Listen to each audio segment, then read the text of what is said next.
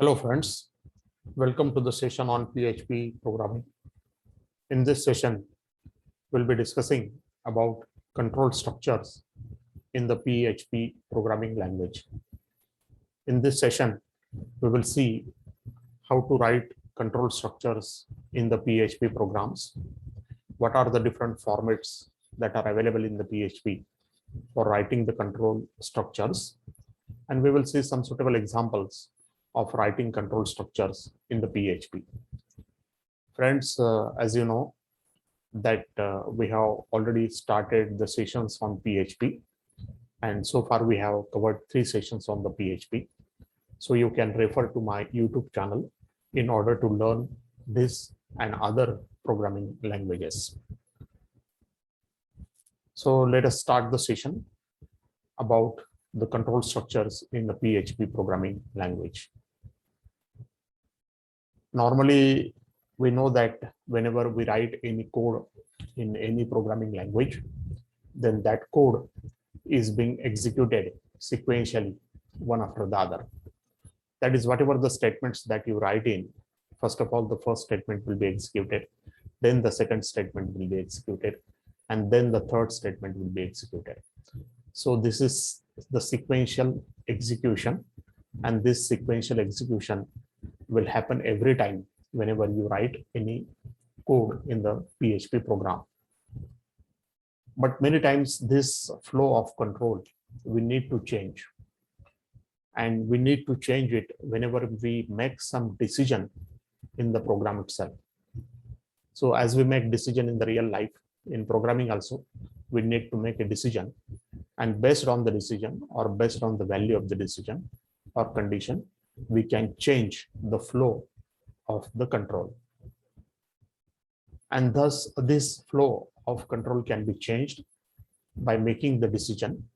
And there are certain decision making statements available in the PHP programming language. And these decision making statements are being called as the control structures. So they are being called as a control structures because they control the flow of execution of the program. So there are different control structures available in PHP, such as if-else statement. Another is the if-else-if statement. Another or multiple switch statement or multiple control statements, where we can have the multiple alternatives available in order to change the flow of the control, and that is being called as a switch statement. And there is another statement called as a break statement, where you can go out of any control structure by using the break statement.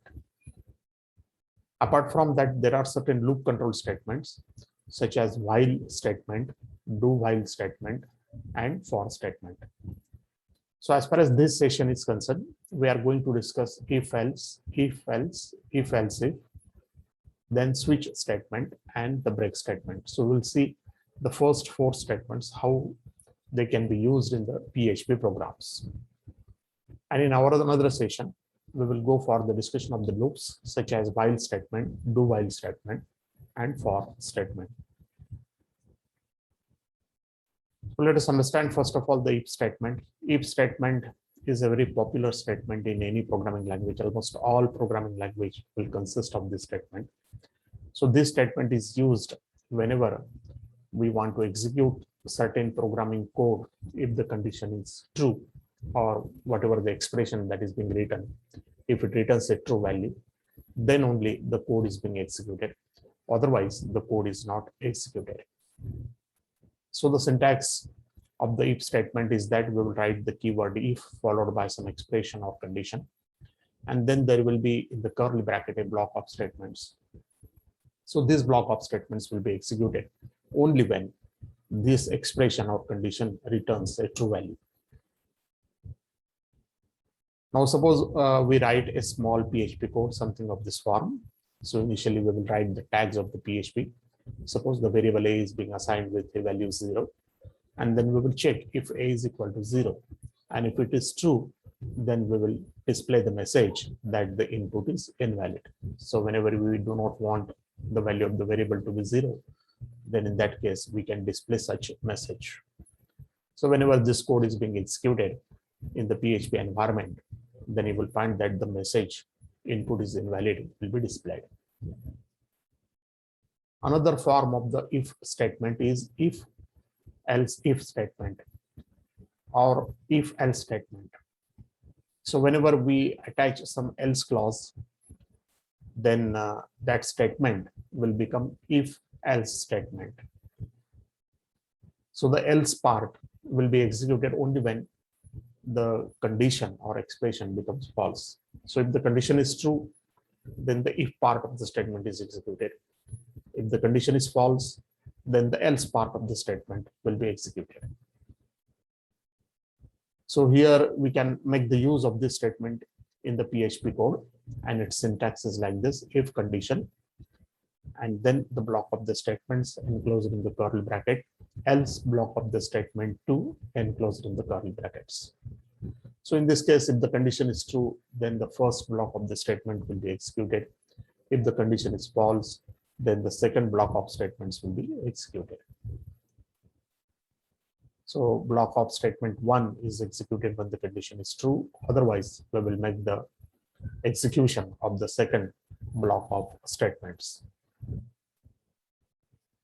So for example, if we write a small PHP code where the value of the variable A is 1, B is 2, and then we will check if A is greater than B or not. And then in that case, we can display the message A is greater than B, else we will display the message A is less than B. So whenever this part of the statement is being executed, or this code is being executed in the PHP environment, then one can easily find, since the value of A is less than B, and therefore this message A is less than B will be displayed on the screen.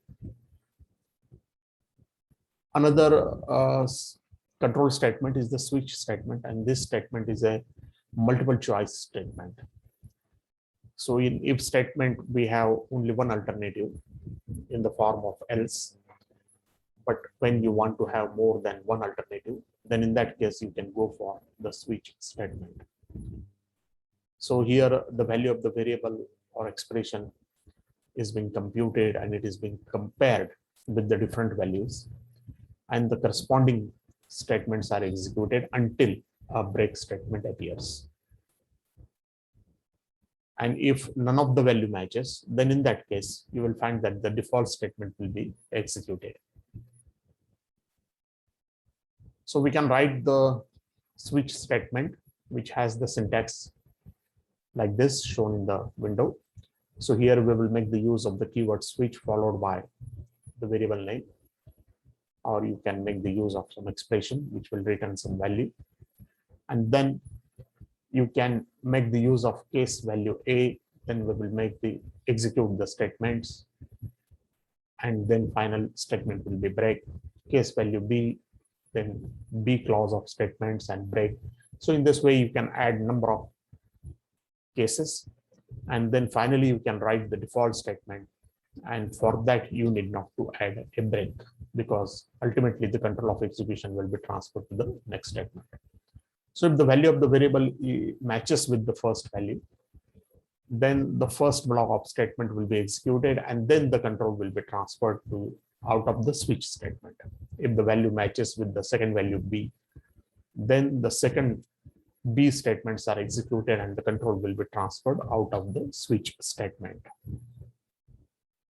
So for example, if you assign a variable A is equal to 2, and if you make the use of the switch, case 0 echo A equals to 0 break, case 1, then echo A equals to 1 and break, and then default echo A is greater than 1. And then if you execute this code in the PHP environment, then one can easily find that you will get the output A is greater than 1, because the default block of the statement will be executed, because the value of A do not match with 0 or 1. So thank you, friends, for viewing the session. Hopefully you have understood how to make the use of control structures in the PHP programming language. Now you need to practice many more examples if you want to expertise. Then there are many more book exercises given. So you can practice those book exercises in order to achieve the expertise on the control structures in the PHP. Thank you all for viewing the session.